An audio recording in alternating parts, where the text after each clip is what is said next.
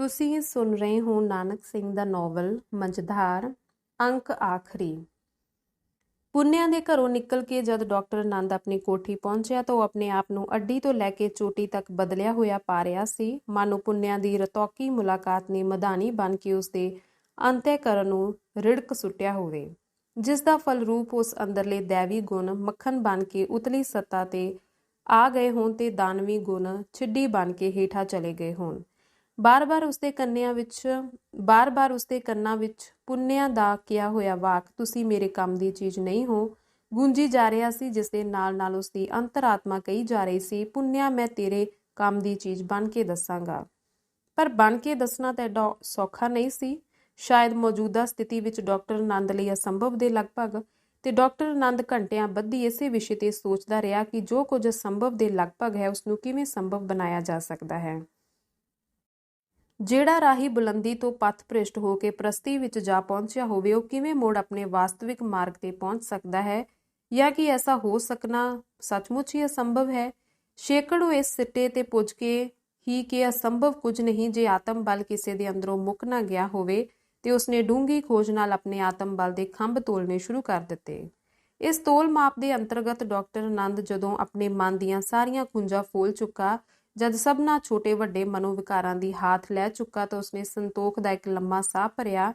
ਮੈਂ ਕਰ ਸਕਦਾ ਹਾਂ, ਮੈਂ ਪੁੰਨਿਆਂ ਦੇ ਕੰਮ ਦੀ ਚੀਜ਼ ਬਣ ਸਕਦਾ ਹਾਂ। ਮੇਰੇ ਲਈ ਇਹ ਕੰਮ ਭਾਵੇਂ ਕਿੰਨਾ ਹੀ ਦੁੱਭਰ ਹੋਵੇ ਪਰ ਅਸੰਭਵ ਨਹੀਂ। ਉਸੇ ਸ਼ਾਮੀ ਡਾਕਟਰ ਆਨੰਦ ਨੇ ਆਪਣੇ ਆਪ ਨੂੰ ਡਿਪਟੀ ਕਮਿਸ਼ਨਰ ਦੀ ਕੋਠੀ ਉਸਦੇ ਮੁਲਾਕਾਤੀ ਕਮਰੇ ਵਿੱਚ ਵੇਖਿਆ, ਜਿੱਥੇ ਡਿਪਟੀ ਕਮਿਸ਼ਨਰ ਸ਼੍ਰੀ ਰਾਮ ਗੋਪਾਲ ਗਰੋਵਰ ਨਾਲ ਉਸਦਾ ਇੱਕ ਲੰਮਾ ਵਾਰਤਾਲਾਪ ਹੋ ਰਿਹਾ ਸੀ, ਘੰਟੇ ਡੇਢ ਘੰਟੇ ਤੋਂ। ਤੇ ਇਸੇ ਸਿਲਸਿਲੇ ਵਿੱਚ ਗਰੋਵਰ ਹੋਰੀ ਅਚੰਭੇ ਭਰੀ ਨਜ਼ਰ ਨਾਲ ਉਸ ਵੱਲ ਤੱਕਦੇ ਹੋਏ ਕਹਿ ਰਹੇ ਸਨ, ਤੁਸੀਂ ਬੜਾ ਦਲੇਰਾਨਾ ਕਦਮ ਉਠਾਇਆ ਹੈ ਡਾਕਟਰ ਸਾਹਿਬ। ਮੈਂ ਤੁਹਾਡੀ ਉੱਚ ਇਖਲਾਕੀ ਦੀ ਦਾਦ ਦਿੰਦਾ ਹਾਂ। ਕਿਸ ਤਰ੍ਹਾਂ ਇੰਨੀ ਜਲਦੀ ਤੁਹਾਡੀ ਆਤਮਾ ਦਾ ਕਾਇਆ ਕਲਪ ਹੋ ਗਿਆ। ਇਸ ਵਿੱਚ ਮੇਰੀ ਕੋਈ ਬਹਾਦਰੀ ਨਹੀਂ ਜੀ, ਕਿਸੇ ਪਾਰਸ ਦੀ ਸ਼ੋਅ ਨੇ ਹੀ ਇਹ ਸਭ ਕੁਝ ਕੀਤਾ ਹੈ। ਤਾਂ ਕਿ ਤੁਸੀਂ ਪੱਕਾ ਇਰਾਦਾ ਕਰ ਲਿਆ ਹੈ? ਜੀ ਬਿਲਕੁਲ ਪੱਕਾ। ਪਰ ਇਹ ਜਿਹੜੀ ਤੁਸੀਂ ਆਪਣੀ ਜਾਇਦਾਦ ਤੇ ਨਗਦੀ ਵਗੈਰਾ ਦੀ ਲਿਸਟ ਮੇਰੇ ਸਾਹਮਣੇ ਰੱਖੀ ਹੈ, ਇਸ ਤੋਂ ਤਾਂ ਸਾਬਿਤ ਹੁੰਦਾ ਹੈ ਕਿ ਤੁਸੀਂ ਆਪਣੇ ਗੁਜ਼ਾਰੇ ਲਈ ਕੁਝ ਵੀ ਨਹੀਂ ਰੱਖਿਆ। ਮੇਰੇ ਗੁਜ਼ਾਰੇ ਲਈ ਡਾਕਟਰੀ ਦਾ ਡਿਪਲੋਮਾ ਮੇਰੇ ਕੋਲ ਹੈ, ਪਰ ਤੁਸੀਂ ਆਪਣੀ ਰਿਹਾਇਸ਼ ਵਾਲੀ ਕੋਠੀ ਵੀ ਤਾਂ ਛੱਡ ਰਹੇ ਹੋ। ਜੀ ਹਾਂ, ਮੈਂ ਆਪਣੀ ਰਿਹਾਇਸ਼ ਤੇ ਪ੍ਰੈਕਟਿਸ ਲਈ ਕੋਈ ਹੋਰ ਥਾਂ ਲੱਭ ਲਵਾਂਗਾ, ਸ਼ਾਇਦ ਜਲੰਧਰ ਚਲਾ ਜਾਵਾਂ। ਉਹ ਕਿੰਨਾ ਤਿਆਗ! ਮੰਨਿਆ ਕਿ ਇਹ ਪ੍ਰਾਪਰਟੀ ਤੁਸੀਂ ਗੈਰ ਕਾਨੂੰਨੀ ਤਰੀਕੇ ਨਾਲ ਪੈਦਾ ਕੀਤੀ ਸੀ, ਪਰ ਹੱਥ ਵਿੱਚ ਆਈ ਹੋਈ ਲੱਖਾਂ ਦੀ ਪੂੰਜੀ ਨੂੰ ਇਸ ਤਰ੍ਹਾਂ ਛੱਡ ਦੇਣਾ, ਇਹ ਸਪਿਰਿਟ ਤਾਂ ਮੈਂ ਸਿਰਫ ਤੁਹਾਡੇ ਵਿੱਚ ਹੀ ਵੇਖੀ ਹੈ ਡਾਕਟਰ ਜੀ। ਮੇਜ਼ ਉੱਤੇ ਡਾਕਟਰ ਆਨੰਦ ਵੱਲੋਂ ਲਿਖੀ ਹੋਈ ਇੱਕ ਲੰਬੀ ਚਿੱਠੀ ਪਈ ਸੀ, ਜਿਸ ਵਿੱਚ ਉਸਨੇ ਆਪਣੇ ਅੱਜ ਤੀਕ ਦੇ ਆਚਰਣ ਦੀ ਵਿਆਖਿਆ ਕੀਤੀ ਹੋਈ ਸੀ, ਜਿਸ ਵਿੱਚ ਇਹ ਵੀ ਲਿਖਿਆ ਹੋਇਆ ਸੀ ਕਿ ਉਸਨੇ ਕਿਹੜੇ-ਕਿਹੜੇ ਆਦਮੀਆਂ ਪਾਸੋਂ ਕਿੰਨੀ-ਕਿੰਨੀ ਰਿਸ਼ਵਤ ਲਈ ਤੇ ਉਹਨਾਂ ਨੂੰ ਕੀ-ਕੀ ਰਿਆਇਤਾਂ ਦਿੱਤੀਆਂ, ਕਿਹੜੇ-ਕਿਹੜੇ ਆਦਮੀ ਉਸਦੀ ਇਸ ਚੋਰ ਕਮਾਈ ਵਿੱਚ ਹਿੱਸੇਦਾਰ ਬਣੇ ਆਦਿ। ਗਰੋਵਰ ਜੀ ਨਾਲ ਭਾਵੇਂ ਡਾਕਟਰ ਆਨੰਦ ਦੇ ਦੋਸਤਾਨਾ ਸਬੰਧ ਸਨ, ਪਰ ਇਸ ਵੇਲੇ ਡਾਕਟਰ ਦੋਸਤ ਦੀ ਨਹੀਂ, ਮੁਜਰਮ ਦੀ ਹੈਸੀਅਤ ਵਿੱਚ ਉਹਨਾਂ ਪਾਸ ਆਇਆ ਬੈਠਾ ਸੀ। ਚਿੱਠੀ ਰਾਹੀਂ ਵੀ ਤੇ ਜ਼ੁਬਾਨੀ ਵੀ ਉਹ ਆਪਣੇ ਅੱਜ ਤੀਕ ਦੇ ਸਾਰੇ ਗੁਪਤ ਪ੍ਰਗਟ ਜੁਰਮਾਂ ਦਾ ਇਕਬਾਲ ਕਰ ਚੁੱਕਾ ਹੈ। ਥੋੜਾ ਚਿਰ ਚੁੱਪ ਰਹਿ ਕੇ ਡਾਕਟਰ ਬੋਲਿਆ, ਜਨਾਬ ਮੈਂ ਆਪਣੇ ਜੁਰਮਾਂ ਦੀ ਹਰ ਇੱਕ ਸਜ਼ਾ ਭੁਗਤਣ ਦਾ ਇਰਾਦਾ ਕਰਕੇ ਆਇਆ ਹਾਂ। ਤੁਸੀਂ ਮੈਨੂੰ ਗ੍ਰਿਫਤਾਰ ਕਰ ਸਕਦੇ ਹੋ। ਗੰਭੀਰ ਜਿਹੇ ਭਾਵ ਵਿੱਚ ਗਰੋਵਰ ਜੀ ਬੋਲੇ, ਡਾਕਟਰ ਸਾਹਿਬ ਇਸ ਵਿੱਚ ਕੋਈ ਸ਼ੱਕ ਨਹੀਂ ਕਿ ਕਾਨੂੰਨ ਦੀ ਰੂਹ ਨਾਲ ਤੁਸੀਂ ਮੁਜਰਮ ਹੋ, ਤੇ ਮੇਰੀ ਕਾਨੂੰਨੀ ਜ਼ਿੰਮੇਵਾਰੀ ਬਾਬਤ ਵੀ ਤੁਸੀਂ ਜਾਣਦੇ ਹੋ ਕਿ ਕਾਨੂੰਨ ਦੇ ਸਾਹਮਣੇ ਆਪਣੇ ਜਾਂ ਬਗਾਨੇ ਦੀ ਕਦੀ ਤਮੀਜ਼ ਨਹੀਂ ਕੀਤੀ ਜਾ ਸਕਦੀ। ਮੈਂ ਕਾਨੂੰਨ ਤੇ ਉਸਦੇ ਇਰਾਦਿਆਂ ਨੂੰ ਨਜ਼ਰਾਂ ਅੱਗੇ ਰੱਖਦਾ ਹੋਇਆ ਕਹਿ ਸਕਦਾ ਹਾਂ ਕਿ ਤੁਸੀਂ ਮੁਜਰਮ ਹੁੰਦਿਆਂ ਹੋਇਆਂ ਵੀ ਬਹੁਤ ਵੱਡੀ ਜਿੰਦਾਦਿਲੀ ਦਾ ਸਬੂਤ ਦਿੱਤਾ ਹੈ। ਆਪਣੀ 25 ਸਾਲਾ ਨੌਕਰੀ ਵਿੱਚ ਮੈਨੂੰ ਕਿਤੇ ਵੀ ਇਹੋ ਜਿਹੀ ਮਿਸਾਲ ਨਹੀਂ ਮਿਲਦੀ ਕਿ ਕਿਸੇ ਨੇ ਇੰਨੀ ਜ਼ਬਰਦਸਤ ਅਖਲਾਕੀ ਦਲੇਰੀ ਵਿਖਾਈ ਹੋਵੇ। ਸੋ ਮੈਂ ਇਸ ਕੇਸ ਨੂੰ ਰਜਿਸਟਰ ਕਰ ਲਵਾਂਗਾ। ਤੁਸੀਂ ਮੈਨੂੰ ਆਪਣੀ ਜ਼ਮਾਨਤ ਲਈ ਇੱਕ ਦਰਖਾਸਤ ਲਿਖ ਦਿਓ ਤਾਂ ਜੋ ਮੈਂ ਜ਼ਮਾਨਤ ਉੱਤੇ ਤੁਹਾਨੂੰ ਰਿਹਾ ਕਰ ਸਕਾਂ। ਬਾਕੀ ਰਿਹਾ ਤੁਹਾਡੀ ਸਜ਼ਾ ਦਾ ਸਵਾਲ, ਸੋ ਚੰਗਾ ਹੋਵੇ ਕਿ ਇਸ ਕੇਸ ਵਿੱਚ ਤੁਸੀਂ ਵਾਅਦਾ ਮੁਆਫ ਗਵਾਹ ਬਣ ਜਾਓ, ਕਿਉਂਕਿ ਇਹ ਕੇਸ ਇੱਕ ਬਹੁਤ ਵੱਡੇ ਗਿਰੋਹ ਨਾਲ ਸੰਬੰਧ ਰੱਖਦਾ ਹੈ, ਜਿਨ੍ਹਾਂ ਦੀ ਗ੍ਰਿਫਤਾਰੀ ਲਈ ਮੈਂ ਵਾਰੰਟ ਜਾਰੀ ਕਰ ਦਿਆਂਗਾ। ਜਿਸ ਲੜਕੇ ਨਵਲ ਕਿਸ਼ੋਰ ਦਾ ਤੁਸੀਂ ਜ਼ਿਕਰ ਕੀਤਾ ਹੈ ਉਸ ਨੂੰ ਗਵਾਹਾਂ ਵਿੱਚ ਤਲਬ ਕੀਤਾ ਜਾਵੇਗਾ। ਕੀ ਇਹ ਤਜਵੀਜ਼ ਤੁਹਾਨੂੰ ਮਨਜ਼ੂਰ ਹੈ? ਜੀ ਨਹੀਂ, ਡਾਕਟਰ ਬੋਲਿਆ। ਵਾਅਦਾ ਮਾਫ ਗਵਾਹ ਦੇ ਤੌਰ ਤੇ ਨਹੀਂ, ਮੈਂ ਮੁਲਜ਼ਮ ਦੇ ਤੌਰ ਤੇ ਹੀ ਇਸ ਕਾਰਵਾਈ ਵਿੱਚ ਹਿੱਸਾ ਲਵਾਂਗਾ, ਕਿਉਂਕਿ ਮੈਂ ਆਪਣੇ ਜੁਰਮ ਦੀ ਸਜ਼ਾ ਤੋਂ ਬਚਣ ਦਾ ਇਰਾਦਾ ਨਹੀਂ ਰੱਖਦਾ। ਗਰੋਵਰ ਸਾਹਿਬ ਨੇ ਸੋਚਣ ਵਿੱਚ ਕਾਫੀ ਚਿਰ ਬਿਤਾ ਦਿੱਤਾ, ਫਿਰ ਬੋਲੇ, ਵਾਅਦਾ ਮਾਫ ਗਵਾਹ ਦੀ ਦਰਅਸਲ ਇਸ ਕੇਸ ਵਿੱਚ ਲੋੜ ਵੀ ਕੋਈ ਨਹੀਂ, ਜਦਕਿ ਤੁਹਾਡੀ ਇਹ ਚਿੱਠੀ ਹੀ ਸਭ ਤੋਂ ਮੋਤਬਰ ਗਵਾਹ ਹੈ। ਪਰ ਮੈਂ ਇਹ ਹਰਗਿਜ਼ ਨਹੀਂ ਚਾਹਾਂਗਾ ਕਿ ਤੁਸੀਂ ਜਿਹੜੇ ਕਿ ਲੱਖਾਂ ਰੁਪਈਆਂ ਦੀ ਪੂੰਜੀ ਤੋਂ ਦਸਤਬਰਦਾਰ ਹੋ ਕੇ ਸਭ ਤੋਂ ਵੱਡੀ ਸਜ਼ਾ ਕਬੂਲ ਚੁੱਕੇ ਹੋ, ਹੋਰ ਸਜ਼ਾ ਪਾਓ। ਅੱਛਾ ਖੈਰ, ਮੈਂ ਇਸ ਮਾਮਲੇ ਨੂੰ ਸੁਲਝਾ ਲਵਾਂਗਾ। ਹੋਰ ਜੇ ਕੋਈ ਰਾਹ ਨਾ ਲੱਭਾ ਤਾਂ ਮੈਂ ਜੁਰਮਾਨੇ ਜਾਂ ਜ਼ਬਤੀ ਰਾਹੀਂ ਤੁਹਾਡੀ ਸਜ਼ਾ ਵਾਲਾ ਮੁਆਮਲਾ ਹੱਲ ਕਰਵਾ ਲਵਾਂਗਾ, ਪਰ ਜੇਲ੍ਹ ਵਿੱਚ ਜਾਣਾ ਸ਼ਾਇਦ ਤੁਹਾਨੂੰ ਨਸੀਬ ਨਾ ਹੋਵੇ। ਨਹੀਂ ਜਨਾਬ, ਡਾਕਟਰ ਜਿੱਦ ਭਰੇ ਲਹਿਜੇ ਵਿੱਚ ਬੋਲਿਆ, ਮੈਂ ਜੇਲ੍ਹ ਜਾ ਕੇ ਜ਼ਿਆਦਾ ਖੁਸ਼ ਹੋਵਾਂਗਾ। ਇਹ ਸੋਚਣਾ ਮੇਰਾ ਕੰਮ ਹੈ, ਤੁਹਾਡਾ ਨਹੀਂ। ਅੱਛਾ ਹੁਣ ਤੁਸੀਂ ਜਾ ਕੇ ਆਰਾਮ ਕਰੋ। ਇਸ ਤੋਂ ਬਾਅਦ ਜਦ ਗਰੋਵਰ ਜੀ ਤੇ ਡਾਕਟਰ ਦੋਵੇਂ ਬਾਹਰ ਕੋਠੀ ਦੇ ਲਾਨ ਵਿੱਚ ਪੁੱਜੇ ਜਿੱਥੇ ਡਾਕਟਰ ਦੀ ਕਾਰ ਖੜੀ ਸੀ, ਗਰੋਵਰ ਜੀ ਕਹਿਣ ਲੱਗੇ, ਅੱਛਾ ਡਾਕਟਰ ਜੀ, ਕੋਠੀ ਦੇ ਕਮਰੇ ਅੰਦਰ ਤਾਂ ਮੰਨਿਆ ਕਿ ਮੈਂ ਹਾਕਮ ਸਾਂ ਤੇ ਤੁਸੀਂ ਮੁਜਰਮ, ਪਰ ਇਸ ਵੇਲੇ ਅਸੀਂ ਦੋਵੇਂ ਮਿੱਤਰ ਹਾਂ ਤੇ ਇੱਕ ਮਿੱਤਰ ਦੇ ਤੌਰ ਤੇ ਮੈਂ ਤੁਹਾਨੂੰ ਇਸ ਤਿਆਗ ਲਈ ਮੁਬਾਰਕਬਾਦ ਦਿੰਦਾ ਹਾਂ ਕਿ ਤੁਸੀਂ ਬਹੁਤ ਵੱਡਾ ਕਾਰਨਾਮਾ ਕਰਕੇ ਵਿਖਾਇਆ ਹੈ। ਡਾਕਟਰ ਉੱਤੇ ਇਸ ਪ੍ਰਸ਼ੰਸਾ ਦਾ ਕੋਈ ਅਸਰ ਨਹੀਂ ਹੋਇਆ, ਫਿਰ ਵੀ ਮਹਾਨਤਾ ਦੇ ਅਹਿਸਾਸ ਨੇ ਉਸਦੇ ਚਿਹਰੇ ਉੱਤੇ ਨਿਖਾਰ ਜਿਹਾ ਜ਼ਰੂਰ ਲੈ ਆਂਦਾ। ਲਾਉਣ ਵਿੱਚ ਟਹਿਲਦੇ ਹੋਏ ਉਹ ਦੋਵੇਂ 10-15 ਮਿੰਟ ਗੱਲਾਂ ਕਰਦੇ ਰਹੇ ਤੇ ਜਦ ਡਾਕਟਰ ਆਪਣੇ ਮਿੱਤਰ ਤੋਂ ਆਗਿਆ ਲੈ ਕੇ ਕੋਠੀ ਤੋਂ ਬਾਹਰ ਨਿਕਲ ਤੁਰਿਆ ਤਾਂ ਗਰੋਵਰ ਸਾਹਿਬ ਨੇ ਪਿੱਛੋਂ ਆਵਾਜ਼ ਮਾਰੀ, ਡਾਕਟਰ ਜੀ, ਤੁਸੀਂ ਗੱਡੀ ਜੋ ਲਿਆਂਦੀ ਹੋਈ ਹੈ ਪੈਦਲ ਕਿਉਂ ਜਾ ਰਹੇ ਹੋ? ਇਹ ਗੱਡੀ ਹੁਣ ਮੇਰੀ ਨਹੀਂ, ਸਰਕਾਰੀ ਹੈ। ਇੰਨੀ ਗੱਲ ਕਹਿ ਕੇ ਡਾਕਟਰ ਛੇਤੀ ਕਦਮ ਵਧਾਉਂਦਾ ਹੋਇਆ ਬਾਹਰ ਨਿਕਲ ਗਿਆ। ਉਸ ਤੋਂ 2 ਦਿਨ ਬਾਅਦ ਜਿਵੇਂ ਅੰਬਾਲਾ ਸ਼ਹਿਰ ਤੇ ਛਾਵਣੀ ਵਿੱਚ ਕੋਈ ਤੂਫਾਨ ਜਿਹਾ ਝੁੱਲ ਖਲੋਤਾ, ਹਜੇ ਤੀਕ ਵੀ ਇਸ ਤੂਫਾਨ ਦੇ ਅਸਰ ਤੋਂ ਜੇ ਕੋਈ ਥਾਂ ਬਚੀ ਹੋਈ ਸੀ ਤਾਂ ਉਸ ਥਾਂ ਉੱਤੇ ਅਖਬਾਰੀ ਹਾਕਮਾਂ ਨੇ ਇਸ ਨੂੰ ਪਹੁੰਚਾ ਦਿੱਤਾ, ਜਿਹੜੇ ਦਿਨ ਚੜ੍ਹਦਿਆਂ ਹੀ ਉੱਚੀ ਪੁਕਾਰਦੇ ਹੋਏ ਬਾਜ਼ਾਰਾਂ ਮਹੱਲਿਆਂ ਵਿੱਚ ਦੌੜੇ ਫਿਰਦੇ ਸਨ। ਗ੍ਰਿਫਤਾਰੀਆਂ ਦੀ ਭਰਮਾਰ, ਪੁਲਿਸ ਦੇ ਛਾਪੇ, ਵੱਡੇ ਲੀਡਰਾਂ ਨੂੰ ਗ੍ਰਿਫਤਾਰ ਕਰ ਲਿਆ ਗਿਆ ਹੈ। ਕ੍ਰਾਂਤੀਕਾਰੀ ਅਖਬਾਰ ਦਾ ਐਡੀਟਰ ਵੀ ਗ੍ਰਿਫਤਾਰ, ਉਸ ਦੇ ਪ੍ਰੈਸ ਦੇ ਮਕਾਨ ਉੱਤੇ ਕਬਜ਼ਾ ਕਰ ਲਿਆ। ਡਾਕਟਰ ਆਨੰਦ ਨੇ ਜਿਮਨੀ ਚੋਣ ਵਿੱਚੋਂ ਆਪਣਾ ਨਾਮ ਵਾਪਸ ਲੈ ਲਿਆ। ਦੁਪਹਿਰਾਂ ਢਲ ਚੁੱਕੀਆਂ ਸਨ। ਅੱਜ ਦਾ ਸਾਰਾ ਦਿਨ ਡਾਕਟਰ ਆਨੰਦ ਨੇ ਕਿਰਾਏ ਦਾ ਮਕਾਨ ਤਲਾਸ਼ ਕਰਨ ਵਿੱਚ ਬਿਤਾਇਆ ਸੀ। ਇਸ ਵੇਲੇ ਇੱਕ ਅਖਬਾਰ ਉਸਦੇ ਹੱਥ ਵਿੱਚ ਫੜਿਆ ਹੋਇਆ ਸੀ ਤੇ ਉਸ ਦੀਆਂ ਅੱਖਾਂ ਅੱਗੇ ਅਖਬਾਰ ਦੀਆਂ ਸੁਰਖੀਆਂ ਫਿਰ ਰਹੀਆਂ ਸਨ, ਪਰ ਇਹਨਾਂ ਸੁਰਖੀਆਂ ਵਿੱਚੋਂ ਪੜ੍ਹ ਰਿਹਾ ਸੀ ਉਹ ਕੁਝ ਹੋਰ ਹੀ ਮਜ਼ਬੂਨ। ਹੁਣ ਹੀ ਜਿਵੇਂ ਉਸ ਰਾਤ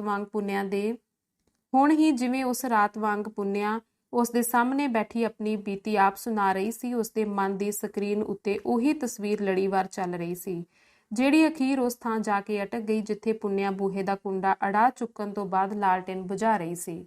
ਪੁੰਨਿਆ ਦਾ ਉਹੀ ਅਮਲ ਜਿਸਨੇ ਡਾਕਟਰ ਆਨੰਦ ਦੇ ਚਿਹਰੇ ਵਿੱਚ ਨਫ਼ਰਤ ਦਾ ਭਾਂਬੜ ਬਾਲ ਦਿੱਤਾ ਸੀ, ਇਸ ਵੇਲੇ ਬਦਲਿਆ ਹੋਇਆ ਸੀ। ਪੁੰਨਿਆ ਯੱਗ-ਵੇਦੀ ਦੇ ਕੁੰਡ ਪਾਸ ਖੜੀ ਆਪਣੇ ਇਸਤਰੀਪਨ ਦਾ ਬਲੀਦਾਨ ਚੜਾ ਰਹੀ ਉਸਨੂੰ ਵਿਖਾਈ ਦਿੰਦੀ। ਉਹ ਆਪਣੀ ਮੂਰਖਤਾ ਉੱਤੇ ਇੱਕ ਵਾਰੀ ਫਿਰ ਤਿਲਮਿਲਾ ਉੱਠਿਆ, ਇਹ ਮੈਂ ਕੀ ਕਰ ਬੈਠਾ? ਇਤਨੀ ਜਲਦਬਾਜ਼ੀ ਮੈਂ ਕਿਉਂ ਕੀਤੀ? ਪੁੰਨਿਆ ਦੀ ਪਵਿੱਤਰਤਾ ਉੱਤੇ ਐਡਾ ਦੋਸ਼ ਲਾਂਦਿਆਂ ਕਿਉਂ ਨਾ ਮੇਰੀ ਜ਼ੁਬਾਨ ਢਹਿ ਪਈ? ਜਿਸ ਪੁੰਨਿਆ ਨੇ ਇੱਕੋ ਰਾਤ ਵਿੱਚ ਮੇਰੇ ਜੀਵਨ ਅੰਦਰ ਇਨਕਲਾਬ ਲਿਆਂਦਾ, ਜਿਸ ਪੁੰਨਿਆ ਦਾ ਦਿਲ ਪਰਾਈ ਪੀੜ ਨਾਲ ਹਮੇਸ਼ਾ ਚਮਕਦਾ ਰਹਿੰਦਾ ਹੈ, ਜਿਹੜੀ ਹਰ ਬਗਾਨੇ ਲਈ ਆਪਾ ਵਾਰਨ ਨੂੰ ਅਮਲੀ ਤੌਰ ਤੇ ਤਿਆਰ ਹੋ ਸਕਦੀ ਹੈ, ਉਸ ਦੇਵੀ ਉੱਤੇ ਇਹ ਅਨਿਆਓ? ਤੇ ਜਦ ਉਸਨੇ ਆਪਣੀਆਂ ਸਾਰੀਆਂ ਕਿਰਿਆਵਾਂ ਉੱਤੇ ਨਜ਼ਰ ਮਾਰੀ ਤਾਂ ਉਸਦੇ ਦਿਲ ਨੂੰ ਕਾਫੀ ਹੌਸਲਾ ਹੋ ਆਇਆ। ਉਹ ਸੋਚਣ ਲੱਗਾ, ਇਸ ਵੇਲੇ ਪੁੰਨਿਆ ਆਪਣੇ ਕਮਰੇ ਵਿੱਚ ਬੈਠੀ ਸ਼ਾਇਦ ਅਖਬਾਰ ਪੜ੍ਹ ਰਹੀ ਹੋਵੇਗੀ। ਸੰਭਵ ਹੈ ਕਿ ਇਹਨਾਂ ਹੀ ਸੁਰਖੀਆਂ ਉੱਤੇ ਇਸ ਵੇਲੇ ਉਸਦੀ ਨਜ਼ਰ ਅਟਕੀ ਹੋਈ ਹੋਵੇ। ਕਿ ਇਹਨਾਂ ਅਖਬਾਰਾਂ ਨੂੰ ਪੜ੍ਹ ਕੇ ਵੀ ਉਸਦੇ ਦਿਲ ਵਿੱਚ ਤਬਦੀਲੀ ਨਹੀਂ ਆਈ ਹੋਵੇਗੀ? ਕਿ ਹਜੇ ਵੀ ਉਹ ਮੈਨੂੰ ਮੁਆਫ ਨਹੀਂ ਕਰੇਗੀ? ਇੱਕ ਹੋਰ ਗੱਲ ਵੱਲ ਉਸਦਾ ਖਿਆਲ ਚਲਾ ਗਿਆ। ਕੱਲ ਤੋਂ ਉਹ ਡਿਸਪੈਂਸਰੀ ਵਿੱਚ ਆਪਣੀ ਡਿਊਟੀ ਤੇ ਨਹੀਂ ਆਈ, ਨਾ ਹੀ ਕੈਂਪਾਂ ਦਾ ਦੌਰਾ ਕਰਨ ਲਈ। ਕਿ ਇਸ ਵਿੱਚ ਉਸਦੀ ਨਾਰਾਜ਼ਗੀ ਦਾ ਹੱਥ ਨਹੀਂ? ਤਾਂ ਤੇ ਮੈਨੂੰ ਖੁਦ ਹੀ ਉਸ ਪਾਸ ਜਾਣਾ ਚਾਹੀਦਾ ਹੈ। ਅਖਬਾਰ ਨੂੰ ਉੱਥੇ ਹੀ ਸੁੱਟ ਕੇ ਉੱਠ ਖੜੋਤਾ ਤੇ ਛੇਤੀ ਕੱਪੜਾ ਲੱਤਾ ਪਾਣ ਲੱਗ ਪਿਆ। ਨਾਲੋਂ ਨਾਲ ਉਹ ਸੋਚੀ ਜਾਂਦਾ, ਪੁੰਨਿਆ ਦੇ ਨਾਰਾਜ਼ ਰਹਿਣ ਦੀ ਹੁਣ ਕੋਈ ਵਜ੍ਹਾ ਨਹੀਂ ਹੋ ਸਕਦੀ, ਜਦ ਕਿ ਮੈਂ ਉਸਦਾ ਜੀਵਨ ਸਾਥੀ ਬਣਨ ਦੀ ਯੋਗਤਾ ਲੈ ਕੇ ਇਸ ਵੇਲੇ ਉਸ ਪਾਸ ਜਾ ਰਿਹਾ ਹਾਂ। ਸੂਰਜ ਢਲ ਚੁੱਕਾ ਸੀ ਤੇ ਕੋਠੀ ਦੇ ਲਾਉਣ ਵਿੱਚ ਉਦਾਸ ਜਿਹਾ ਹਨੇਰਾ ਫੈਲਿਆ ਹੋਇਆ ਸੀ। ਕੱਪੜਾ ਲੱਤਾ ਪਾ ਚੁੱਕਣ ਤੋਂ ਬਾਅਦ ਉਹ ਕੋਠੀ ਤੋਂ ਬਾਹਰ ਨਿਕਲਿਆ ਤੇ ਨਿਕਲ ਕੇ ਉਹ ਮਸੇ 10-15 ਕਦਮ ਹੀ ਗਿਆ ਸੀ ਕਿ ਸਾਹਮਣੇ ਉਹ ਪੋਸਟਮੈਨ ਆਉਂਦਾ ਉਸਨੂੰ ਦਿਖਾਈ ਦਿੱਤਾ ਤੇ ਫਿਰ ਡਾਕੀਆ ਉਸਨੂੰ ਇੱਕ ਚਿੱਠੀ ਦੇ ਕੇ ਅਗਾਂਹ ਤੁਰ ਗਿਆ। ਚਿੱਠੀ ਪੁੰਨਿਆ ਵੱਲੋਂ ਸੀ। ਖੋਲ ਕੇ ਉਸਨੇ ਪੜ੍ਹਨੀ ਸ਼ੁਰੂ ਕੀਤੀ। ਸਤਿਕਾਰਯੋਗ ਡਾਕਟਰ ਜੀ, ਤੁਹਾਡੀ ਮੁਲਾਕਾਤ ਤੋਂ ਬਾਅਦ ਸਮਝ ਲਓ ਕਿ ਮੇਰੀ ਜ਼ਿੰਦਗੀ ਦਾ ਨਕਸ਼ਾ ਹੀ ਪਲਟ ਗਿਆ। ਤੁਹਾਡੇ ਆਦਰਸ਼ਵਾਦ ਦੀ ਵੰਨਗੀ ਤੇ ਤੁਹਾਡੇ ਪਿਆਰ ਦੀ ਮਜ਼ਬੂਤੀ ਨੂੰ ਮੈਂ ਖੂਬ ਪਰਤਾ ਕੇ ਵੇਖ ਲਿਆ। ਭਾਵੇਂ ਅਖੀਰ ਵਿੱਚ ਪਛਤਾਪ ਕਰਦੇ ਹੋਏ ਮੈਨੂੰ ਅਪਣਾਉਣ ਲਈ ਤੁਸੀਂ ਕਾਫੀ ਉਤਸ਼ਾਹ ਵਿਖਾਇਆ, ਪਰ ਮੇਰਾ ਦਿਲ ਕਹਿੰਦਾ ਹੈ ਕਿ ਇਹ ਸਭ ਤੁਸੀਂ ਗੱਲ ਪਿਆ ਢੋਲ ਵਜਾਉਣ ਵਾਲੀ ਗੱਲ ਕੀਤੀ ਸੀ। ਤੁਹਾਡਾ ਹਾਜ਼ਮਾ ਹਾਲੇ ਇੰਨਾ ਤਕੜਾ ਨਹੀਂ ਕਿ ਮੈਨੂੰ ਜਿਸ ਹਾਲ ਵਿੱਚ ਮੈਂ ਇਸ ਵੇਲੇ ਹਾਂ ਹਜ਼ਮ ਕਰ ਸਕੋ। ਮੈਂ ਜਾ ਰਹੀ ਹਾਂ ਡਾਕਟਰ ਜੀ, ਤੇ ਬਿਨਾਂ ਇਸ ਗੱਲ ਦਾ ਨਿਸ਼ਚਾ ਕੀਤਿਆਂ ਕਿ ਅੰਨੇ ਪਰ ਮੈਨੂੰ ਉਂਗਲੀ ਲਾ ਕੇ ਕਿੱਥੇ ਜਾਣਾ ਹੋਵੇਗਾ, ਪਰ ਜਾ ਰਹੀ ਹਾਂ ਕੇਵਲ ਇਸ ਲਈ ਕਿ ਤੁਹਾਨੂੰ ਪ੍ਰਾਸ਼ਚਿਤ ਕਰਨ ਅਤੇ ਹਾਜ਼ਮਾ ਦਰੁਸਤ ਕਰਨ ਦਾ ਖੁੱਲ੍ਹਾ ਮੌਕਾ ਮਿਲ ਸਕੇ। ਬਾਕੀ ਇਸ ਗੱਲ ਦਾ ਭਰੋਸਾ ਦਿਵਾਉਂਦੀ ਹਾਂ ਕਿ ਮੇਰੇ ਜੀਵਨ ਵਿੱਚ ਹੁਣ ਹੋਰ ਕਿਸੇ ਦੀ ਸਮਾਈ ਲਈ ਕੋਈ ਗੁੰਜਾਇਸ਼ ਨਹੀਂ ਰਹੀ। ਇਸ ਵਿੱਚ ਜਾਂ ਤਾਂ ਤੁਸੀਂ ਹੋਵੋਗੇ ਜਾਂ ਫਿਰ ਕੋਈ ਵੀ ਨਾ। ਲੱਗਦੀ ਵਾਹ ਮੈਂ ਦੂਰ ਤੋਂ ਦੂਰ ਜਾਣ ਦਾ ਯਤਨ ਕਰਾਂਗੀ, ਪਰ ਕੇਵਲ ਸਰੀਰਕ ਤੌਰ ਤੇ ਦਿਲ ਮੇਰਾ ਸਦਾ ਤੁਹਾਡੇ ਕੋਲ ਹੋਵੇਗਾ। ਮੈਂ ਮਹਿਸੂਸ ਕਰਦੀ ਹਾਂ ਕਿ ਮੇਰੀ ਕਿਸ਼ਤੀ ਇਸ ਵੇਲੇ ਮੰਝਧਾਰ ਵਿੱਚ ਹੈ, ਫਿਰ ਵੀ ਮੈਨੂੰ ਪਾਰਲਾ ਕੰਢਾ ਨਜ਼ਰੀ ਆ ਰਿਹਾ ਹੈ ਜਿੱਥੇ ਪਹੁੰਚਣ ਦੀ ਆਸ ਦੇ ਆਸਰੇ ਮੈਂ ਜੀਆਂਗੀ। ਤੁਸੀਂ ਅਵਸ਼ ਹੈਰਾਨ ਤੇ ਦੁਖੀ ਹੋਵੋਗੇ, ਪਰ ਮੇਰੇ ਲਈ ਹੁਣ ਇਸ ਤੋਂ ਬਿਨਾਂ ਹੋਰ ਕੋਈ ਰਸਤਾ ਨਹੀਂ ਕਿ ਤਦ ਤੱਕ ਆਪਣੇ ਆਪ ਨੂੰ ਤੁਹਾਡੀਆਂ ਨਜ਼ਰਾਂ ਤੋਂ ਦੂਰ ਰੱਖਾਂ ਜਦ ਤੱਕ ਤੁਸੀਂ ਬਿਲਕੁਲ ਉਹ ਨਹੀਂ ਬਣ ਜਾਂਦੇ ਜੋ ਮੈਂ ਤੁਹਾਨੂੰ ਵੇਖਣਾ ਚਾਹੁੰਦੀ ਹਾਂ। ਐਸ਼ਵਰਯ ਦੀ ਮੈਨੂੰ ਲੋੜ ਨਹੀਂ, ਨਾ ਹੀ ਸੁੱਖ ਦੇ ਪੰਘੂੜੇ ਝੂਟਣ ਦੀ ਤਮੰਨਾ। ਮੈਂ ਬਸ ਨਿਰਵਿਘਨ ਤੇ ਨਿਰਪਾਪ ਜੀਵਨ ਜਿਉਣਾ ਚਾਹੁੰਦੀ ਹਾਂ, ਜਿਹੜਾ ਮੈਨੂੰ ਤੁਹਾਡੇ ਮਾਲ ਦੌਲਤ ਵਿੱਚੋਂ ਨਹੀਂ, ਤੁਹਾਡੇ ਤਿਆਗ ਵਿੱਚੋਂ ਹੀ ਲੱਭ ਸਕੇਗਾ। ਬੜੀ ਬੇਸਬਰੀ ਨਾਲ ਉਸ ਦਿਨ ਦੀ ਉਡੀਕ ਕਰਾਂਗੀ ਜਦੋਂ ਤੁਹਾਡੇ ਮੋਢੇ ਨਾਲ ਮੋਢਾ ਜੋੜ ਕੇ ਟੁਰ ਸਕਾਂ, ਪਰ ਇਹ ਤੁਹਾਡੇ ਹੀ ਹੱਥ ਹੈ। ਇੱਕ ਗੱਲ ਹੋਰ ਵੀ ਦੱਸਦੇ ਹਾਂ, ਪੰਡਤ ਸ਼ੁਕਲ ਵਾਲਾ ਮਾਮਲਾ ਜਿਸ ਨੂੰ ਮੈਂ ਚੁੱਕਿਆ ਸੀ ਅੱਧ ਵਿਚਾਲੇ ਨਹੀਂ ਸੁੱਟਣਾ ਚਾਹੁੰਦੀ। ਮੇਰੀ ਖਾਹਿਸ਼ ਹੈ ਕਿ ਉਸ ਨੂੰ ਉਸਦੇ ਦੁਸ਼ਟਪੁਣੇ ਦੀ ਸਜ਼ਾ ਜ਼ਰੂਰ ਮਿਲੇ, ਸੋ ਇਹ ਕੰਮ ਤੁਹਾਡੇ ਜਿੰਮੇ ਸੌਂਪਦੀ ਹਾਂ। ਇਸ ਤੋਂ ਛੁੱਟ ਵਿਚਾਰੇ ਨਵਲ ਕਿਸ਼ੋਰ ਦਾ ਮੈਨੂੰ ਬੜਾ ਫਿਕਰ ਹੈ ਕਿ ਮਤੇ ਸ਼ੁਕਲ ਉਸ ਗਰੀਬ ਨੂੰ ਕਿਸੇ ਮੁਸੀਬਤ ਵਿੱਚ ਫਸਾ ਦੇਵੇ। ਮੁੰਡੇ ਦੇ ਟੱਬਰ ਦਾ ਗੁਜ਼ਾਰਾ ਉਸੇ ਦੀ ਕਮਾਈ ਉੱਤੇ ਹੈ, ਨਾਲੇ ਵਿਚਾਰੀ ਨਿਹਾਲੋ ਵੀ ਹਜੇ ਪੂਰੀ ਤਰ੍ਹਾਂ ਸਿਹਤਯਾਬ ਨਹੀਂ ਹੋਈ। ਉਸ ਵੱਲ ਖਾਸ ਤੌਰ ਤੇ ਧਿਆਨ ਰੱਖਣਾ। ਮੈਂ ਘੱਟ ਤੋਂ ਘੱਟ 1 ਸਾਲ ਤੇ ਵੱਧ ਤੋਂ ਵੱਧ 2 ਸਾਲਾਂ ਲਈ ਤੁਹਾਥੋਂ ਵੱਖ ਰਹਿਣ ਦਾ ਇਰਾਦਾ ਰੱਖਦੀ ਹਾਂ।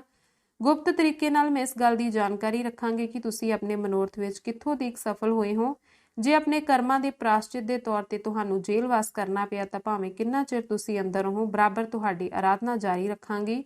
ਮੇਰਾ ਯਕੀਨ ਹੈ ਕਿ ਮੈਂ ਤੁਹਾਨੂੰ ਸ਼ੁੱਧ ਸੋਨਾ ਹੀ ਨਹੀਂ ਸਗੋਂ ਕੁੰਦਨ ਬਣਿਆ ਵੇਖਾਂਗੀ ਤੇ ਉਸ ਤੋਂ ਬਾਅਦ ਤੁਸੀਂ ਮੇਰੇ ਪ੍ਰਾਣ ਆਧਾਰ, ਮੇਰੇ ਸਿਰ ਦੇ ਸਾਈਂ ਹੋਵੋਗੇ। ਇਤਨਾ ਹੋਰ ਕਹਿਣਾ ਚਾਹੁੰਦੀ ਹਾਂ ਕਿ ਤੁਸੀਂ ਕਾਫੀ ਮੇਰੀ ਦਿਲ ਸ਼ਿਕਨੀ ਕੀਤੀ ਹੈ। ਤੁਸੀਂ ਮੇਰੇ ਨਾਰੀ ਪੁਣੇ ਦਾ ਨਿਰਾਦਰ ਹੀ ਨਹੀਂ ਕੀਤਾ, ਮੇਰੀਆਂ ਖੁਆਬਾਂ ਦੀ ਤਾਬੀਰ ਨੂੰ ਵੀ ਤੁਸੀਂ ਪਿੱਛੇ ਪਾ ਦਿੱਤਾ ਹੈ, ਜਿਸ ਕਰਕੇ ਮੈਨੂੰ ਭਾਰੀ ਨਿਰਾਸ਼ਤਾ ਹੋਈ ਹੈ ਤੇ ਇਸੇ ਨਿਰਾਸ਼ਾ ਨੂੰ ਆਸ਼ਾ ਦਾ ਰੂਪ ਦੇਣਾ ਹੁਣ ਕੇਵਲ ਤੁਹਾਡੇ ਹੀ ਵੱਸ ਵਿੱਚ ਹੈ। ਜਾਣ ਤੋਂ ਪਹਿਲਾਂ ਇੱਕ ਵਾਰੀ ਤੁਹਾਨੂੰ ਮਿਲ ਲੈਂਦੀ ਤਾਂ ਚੰਗਾ ਸੀ, ਪਰ ਮੈਨੂੰ ਖਤਰਾ ਸੀ ਕਿ ਤੁਸੀਂ ਮੇਰੇ ਰਸਤੇ ਵਿੱਚ ਰੁਕਾਵਟ ਨਾ ਪਾ ਦਿਓ। ਰਹਿ ਮੈਂ ਕਿਸੇ ਵੀ ਹਾਲਤ ਵਿੱਚ ਸਕਦੀ ਨਹੀਂ, ਕਿਉਂਕਿ ਮੇਰੇ ਰਹਿੰਦਿਆਂ ਤੁਹਾਡੀ ਤਪੱਸਿਆ ਸਿਰੇ ਨਹੀਂ ਸੀ ਚੜ੍ਹ ਸਕਦੀ ਤੇ ਨਾ ਹੀ ਬਿਨਾਂ ਇੱਕ ਲੰਮੀ ਤਪੱਸਿਆ ਤੋਂ ਤੁਹਾਡੇ ਮਨ ਦੀ ਘੜੀ ਵਿੱਚ ਤੋਲਾ ਘੜੀ ਵਿੱਚ ਮਾਸ਼ਾ ਵਾਲੀ ਉਚਾਵੀਂ ਫਿਤਰਤ ਬਦਲ ਨਹੀਂ ਸਕਦੀ। ਇਸ ਦਾ ਮੈਨੂੰ ਯਕੀਨ ਹੋ ਗਿਆ ਹੈ। ਮੈਨੂੰ ਪੂਰੀ ਉਮੀਦ ਹੈ ਕਿ ਮੇਰੇ ਉਠਾਏ ਹੋਏ ਇਸ ਕਦਮ ਨਾਲ ਤੁਸੀਂ ਪੂਰੀ ਤਰ੍ਹਾਂ ਸਹਿਮਤ ਹੋਵੋਗੇ। ਮੈਂ ਡਾਕਟਰ ਜੀ ਭਾਵੇਂ ਕਿਤੇ ਵੀ ਰਹਾਂ, ਤੁਹਾਡੀ ਯਾਦ ਭਰੀ ਚਿੰਤਾ ਜਾਂ ਚਿੰਤਾ ਭਰੀ ਯਾਦ ਮੇਰੇ ਨਾਲ ਰਹੇਗੀ। ਤੁਸੀਂ ਖਿਆਲ ਕਰਦੇ ਹੋਵੋਗੇ ਕਿ ਇੱਕ ਤਾਨੇ ਨੂੰ ਉਂਗਲ ਲਾਈ ਤੇ ਦੂਸਰਾ ਪੇਟ ਵਿੱਚ ਇੱਕ ਜੀਵ ਨੂੰ ਸੰਭਾਲੀ ਮੈਂ ਕਿੱਥੇ ਤੇ ਕਿਵੇਂ ਐਡਾ ਲੰਮਾ ਸਮਾਂ ਗੁਜ਼ਾਰਾਂਗੀ, ਪਰ ਇਸ ਦੀ ਚਿੰਤਾ ਨਾ ਕਰਨੀ, ਤਕਲੀਫ ਸਹਿਣ ਦੀ ਮੈਨੂੰ ਆਦਤ ਹੈ। ਮੇਰਾ ਇਹ ਵੀ ਭਰੋਸਾ ਹੈ ਕਿ ਮੈਂ ਹਰ ਥਾਂ ਜਾ ਕੇ ਆਪਣੇ ਲਈ ਥਾਂ ਬਣਾ ਸਕਦੀ ਹਾਂ। ਅੰਤਮ ਪ੍ਰਾਰਥਨਾ ਇਹੋ ਹੈ ਕਿ ਮੈਨੂੰ ਢੂੰਡਣ ਦੀ ਕੋਸ਼ਿਸ਼ ਨਾ ਕਰਨੀ, ਕਿਉਂਕਿ ਜੇ ਤੁਸੀਂ ਮੈਨੂੰ ਢੂੰਡ ਵੀ ਲਿਆ ਤਾਂ ਵੀ ਦਿਲੀ ਤੌਰ ਤੇ ਮੈਂ ਤੁਹਾਥੋਂ ਗੁਆਚੀ ਰਹਾਂਗੀ। ਜਦੋਂ ਮੈਂ ਵੇਖਾਂਗੀ ਕਿ ਤੁਹਾਡੇ ਜੀਵਨ ਵਿੱਚ ਮੇਰੀ ਸਮਾਈ ਹੋ ਸਕਦੀ ਹੈ ਤਾਂ ਮੈਂ ਆਪੇ ਤੁਹਾਨੂੰ ਜਿੱਥੇ ਵੀ ਹੋਵਾਂਗੇ ਢੂੰਡ ਲਵਾਂਗੀ। ਪੁੰਨਿਆ। ਸਮਾਪਤ। ਧੰਨਵਾਦ।